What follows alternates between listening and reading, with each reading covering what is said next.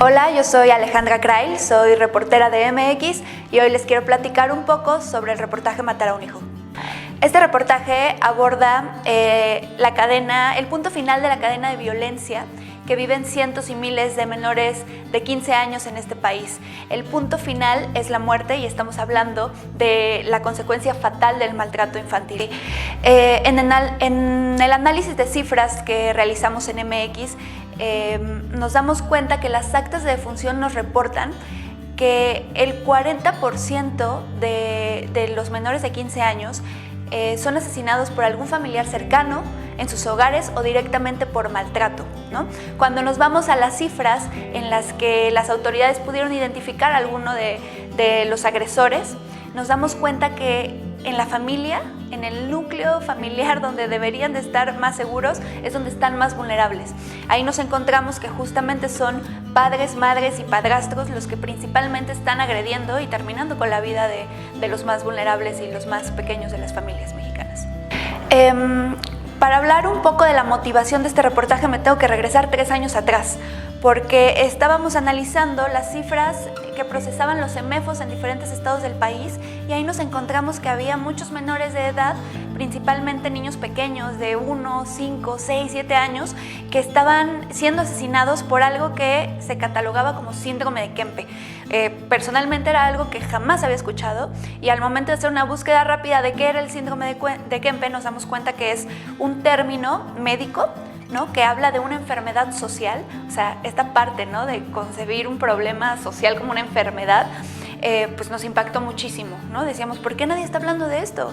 ¿Por qué sí vemos en las noticias que asesinan niños, que los papás, que el tío, que el abuelo, las decenas, bueno, ¿qué digo decenas? Miles de casos que atiborran los diarios de este país sobre abusos sexuales, sobre agresiones, y el tema, sin embargo, no se profundiza, ¿no? Entonces yo empecé a planear un poco cómo se podía abordar un tema que a nadie le importaba, ¿no? Que no le importaba ni a las autoridades, ni a los medios, ni a las mismas familias, ¿no? Porque además hay un clima de complicidad interno, porque pues al final quien agrede es alguien que quieres, ¿no? ¿Cómo denuncias eso? Entonces, pues fue básicamente la motivación, poner sobre la mesa un tema que no se estaba discutiendo, al que no se le asignaba presupuesto, que no era de interés de nadie y que tenía consecuencias fatales en la vida de los más pequeños, pero también sociales, económicas e incluso políticas, ¿no?, a gran escala para todas esas víctimas que sí sobreviven al maltrato. Entonces, pues fue un trabajo de procesar todas las bases de mortalidad, básicamente, y a partir de lo que los especialistas nos habían dicho que era el maltrato infantil y ciertas características como la mayoría son asesinados en sus hogares por un familiar cercano, ¿no?, o directamente por maltrato, pues fue como obtuvimos nuestras variables, ¿no? Separamos de toda la lista de mortalidad a los menores de 15 años porque también nos dimos cuenta que de 14 para arriba ya responden las muertes regularmente a otros fenómenos, ¿no?, más relacionados con el crimen organizado y que no tienen mucho que ver justo con la dinámica familiar. Pero cuando son menores de 15, sí. Y las mismas estadísticas nos dicen que los más vulnerables son los menores de 7 años, ¿no?, los que pues justamente siempre tienen que tener a una persona cuidándolos. Entonces, bueno, así lo hicimos, procesamos la base de datos de mortalidad del INEGI de 2012 a 2017, que era más o menos lo que teníamos disponible, y pues a partir de esas variables, porque nadie quiere hablar del tema, ¿no? Es algo tan íntimo y tan fuerte para una familia que la verdad yo en algún punto sí dije, igual y nunca encontramos un caso, ¿no? Nunca encontramos a alguien que quiera hablar. Y bueno, al final los casos que encontramos siempre fueron pues figuras un poco externas, ¿no? O sea, salvo en el caso de Landon, donde es el papá, pero el niño estaba al cuidado de la familia nuclear, ¿no?, de la hermana del papá.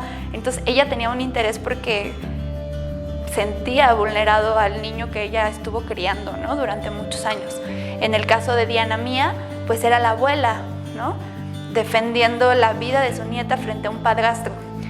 Pero si te das cuenta, son casos muy aislados. Nadie habla de, sí, mi esposa mató, ¿no?, mi hermano mi hermana, o sea, es muy complejo. Y si soy muy honesta también al respecto, creo que todavía estoy como mucho en el proceso de qué pasó en mi vida personal con el tema, ¿no? Porque pues hablar con víctimas de violencia o con familiares de víctimas de violencia, pues siempre tiene una carga muy fuerte, ¿no? En quienes escuchamos esas historias. Y también pone a prueba, pues sí, tu objetividad, tu ética, ¿no? Y tu capacidad, sobre todo. Tienes una responsabilidad extra, o en mi caso yo sentía una responsabilidad extra.